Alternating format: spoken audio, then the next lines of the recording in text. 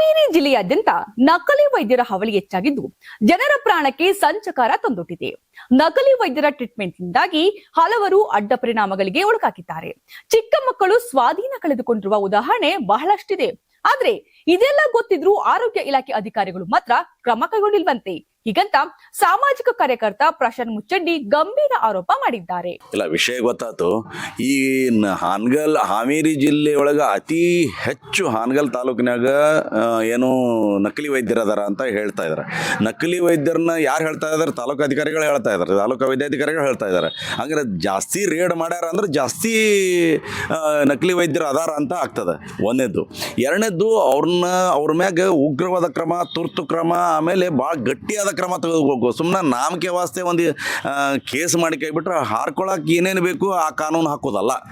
ಅವರು ಇನ್ನೊಮ್ಮೆ ಮಾಡಿರಬಾರ್ದು.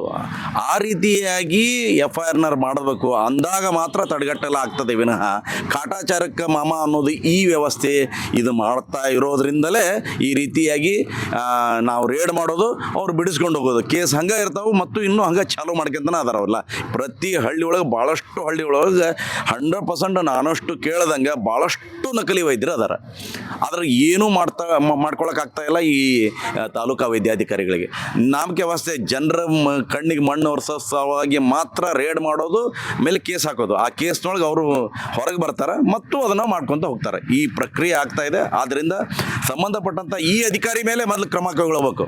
ಈ ವೈದ್ಯಾಧಿಕಾರಿ ಮೇಲೆ ಅಂದ್ರೆ ಮಾತ್ರ ಆಗ್ತದೆ, ಇಲ್ಲ ಅಂದ್ರೆ ಆಗೋದಿಲ್ಲ ಇದು ವ್ಯವಸ್ಥೆ. ಹಿಂಗೆ ಮಾಡ್ಕೊಂತ ಹೋಗ್ತಾರೆ ಅವ್ರು ಅಷ್ಟೇ. ಈ ಆರೋಪಗಳನ್ನ ಹಾನಗಲ್ ತಾಲೂಕು ಆರೋಗ್ಯಾಧಿಕಾರಿ ತಳ್ಳಿ ಹಾಕಿದ್ದಾರೆ. ಅವರ ಆರೋಪ ಸತ್ಯಕ್ಕೆ ದೂರವಾದದ್ದು. ಹಾವೇರಿ ಜಿಲ್ಲೆಯಲ್ಲಿ ಅತಿ ಹೆಚ್ಚು ರೇಡ್ ಮಾಡಿದ್ದೇವೆ. ಈಗಾಗಲೇ ಹಲವಾರು ನಕಲಿ ವೈದ್ಯರ ಮೇಲೆ ಕ್ರಮವನ್ನ ಕೈಗೊಳ್ಳಲಾಗಿದೆ. ದೂರುಗಳು ಬಂದ್ರೆ ಕಟ್ಟುನಿಟ್ಟಾಗಿ ಕ್ರಮ ಕೈಗೊಳ್ಳುವುದಾಗಿ ಹೇಳಿದ್ದಾರೆ. ಈ ಆರೋಪ ಸತ್ಯಾಂಶಕ್ಕೆ ದೂರವಾದುದು. ಜಿಲ್ಲೆಯಲ್ಲಿ ಅತಿ ಹೆಚ್ಚು ರೈಡ್ ಮಾಡಿರ್ತಕ್ಕಂಥವ್ರು ನಾವು. ಹಾನಗಲ್ ತಾಲೂಕಿನಲ್ಲಿ ಈಗಾಗಲೇ ನಾವು 4 ಜನ ವೈದ್ಯರ ವಿರುದ್ಧ ಅವರ ಕ್ಲಿನಿಕ್ಗಳನ್ನು, ನಕಲಿ ವೈದ್ಯರವರು ಪ್ರೂವ್ ಆಗಿರೋದಕ್ಕೆ ಅವ್ರದ್ದು ಕ್ಲಿನಿಕ್ಗಳನ್ನು ಸೀಸ್ ಬಂದ್ ಮಾಡಿ ನಾವು ಜಿಲ್ಲಾಧಿಕಾರಿಗಳ ಅಧ್ಯಕ್ಷತೆಯಲ್ಲಿ ಒಂದು ಕಮಿಟಿ ಇರುತ್ತೆ, ಆ ಕಮಿಟಿಗೆ ರಿಪೋರ್ಟ್ ಸಬ್ಮಿಟ್ ಮಾಡಿದ್ದೀವಿ. ಆಮೇಲೆ ನಾವು ಅದರಲ್ಲಿ ಈಗ ಆಲ್ರೆಡಿ ಒಬ್ಬರಿಗೆ ದಂಡನೂ ವಿಧಿಸಿದ್ದಾರೆ ಜಿಲ್ಲಾಧಿಕಾರಿಗಳು. ಇನ್ನು 3 ಪ್ರಕರಣಗಳು ಈಗ ಅದು ನೆಕ್ಸ್ಟ್ ಮುಂದಿನ ಹಂತದಲ್ಲಿ ವಿಚಾರಣೆಯಲ್ಲಿ ಇದಾಗ್ತವೆ.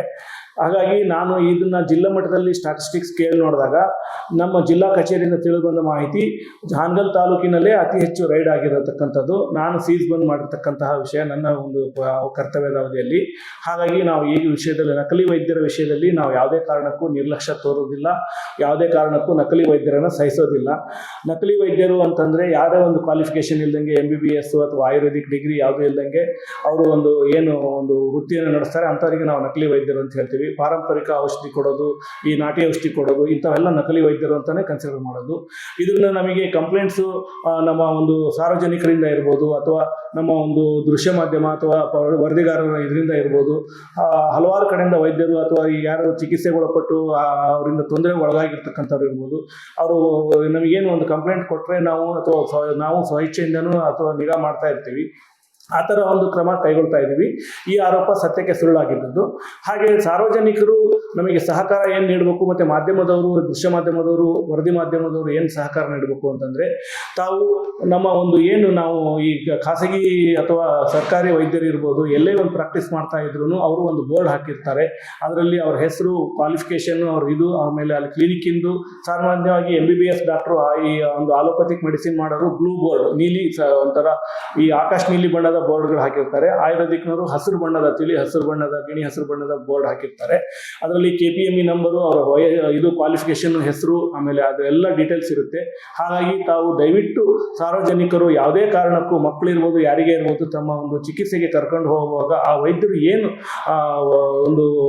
ಕ್ವಾಲಿಫಿಕೇಶನ್ ತಗೊಂಡಿದ್ದಾರೆ, ಅವರ ಏನು ಡಿಗ್ರಿ ಇದೆ, MBBS ಆಯುರ್ವೇದಿಕ್ಕೋ, ಅದು ಆ ಮಾನ್ಯತೆ ಪಡೆದಂತಹ ಒಂದು ವಿಶ್ವವಿದ್ಯಾನಿಲಯದ ಇದೆಯಾ, ವೈದ್ಯ ಡಿಗ್ರಿ ಇದೆಯಾ ಅನ್ನೋದನ್ನ ತಿಳ್ಕೊಂಡು ತಾವು ಚಿಕಿತ್ಸೆಯನ್ನು ಪಡೆದುಕೊಳ್ಳೋದ್ರಿಂದ ಈ ಥರದ ಅನಾಹುತಗಳು ತಪ್ಪುತ್ತೆ. ಆವಾಗ ನಕಲಿ ಡಾಕ್ಟರ್ಗಳನ್ನು ಅವಾಯ್ಡ್ ಮಾಡೋದಕ್ಕೆ ಅಥವಾ ಅವರ ಇದನ್ನು ಕಮ್ಮಿ ಮಾಡೋದಕ್ಕೆ ತಮ್ಮ ಸಹಕಾರ, ಮತ್ತು ತಾವು ಚಿಕಿತ್ಸೆಗೆ ಹೋದಾಗ ಇವೆಲ್ಲವನ್ನು ಪರಿಶೀಲಿಸೋದ್ರಿಂದ ನಾವು ಒಂದು ಕಂಟ್ರೋಲ್ ಮಾಡೋಕ್ಕೆ ಸಾಧ್ಯ.